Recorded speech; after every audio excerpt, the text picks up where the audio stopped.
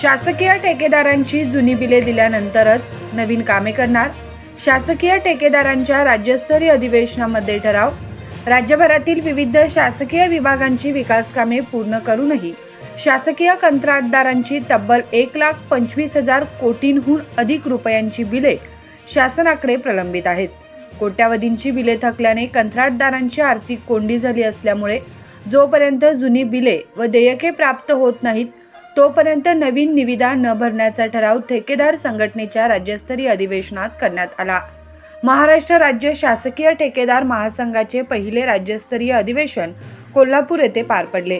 यावेळी महाराष्ट्र राज्य hot mix road contractor असोसिएशनचे अध्यक्ष बाबासाहेब गुंजाटे, राज्य स्थापत्य अभियंता संघटनेचे अध्यक्ष दिलीप मेदगे, यवतमाळचे ज्येष्ठ ठेकेदार प्रवीण उंबरकर, कोल्हापूर जिल्हा शासकीय ठेकेदार संघाचे नेते एन.डी. लाड, शासकीय मटेरियल पुरवठा संघटनेचे प्रदीप पाटील, बाळासाहेब जाधव यांच्यासह राज्यभरातून आलेले ठेकेदार मोठ्या संख्येने उपस्थित होते.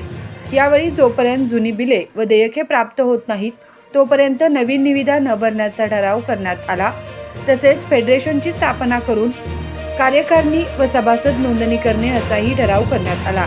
कार्यक्रमाचे सूत्रसंचालन कृष्णात जमदाडे यांनी केले. यावेळी अनेक मान्यवरांनी मनोगत व्यक्त करताना ठेकेदाराला अंदाजित खर्चापेक्षा 15 ते 20% कमी दराने निविदा भराव्या लागत असून टक्केवारीसाठी विविध स्तरावरील अनिवार्य खर्च 56% एवढा वाढला. त्यामुळे ठेकेदाराला केवळ 8% नफा उरत असल्याने प्रत्यक्ष कामासाठी निधी कमी राहतो. हे लक्षात घेता विकास कामांचा दर्जा टिकवून ठेवण्यासाठी शासनाने ठेकेदारांची देयके वेळेत देणे अत्यंत गरजेचे आहे, अशी भावना व्यक्त केली.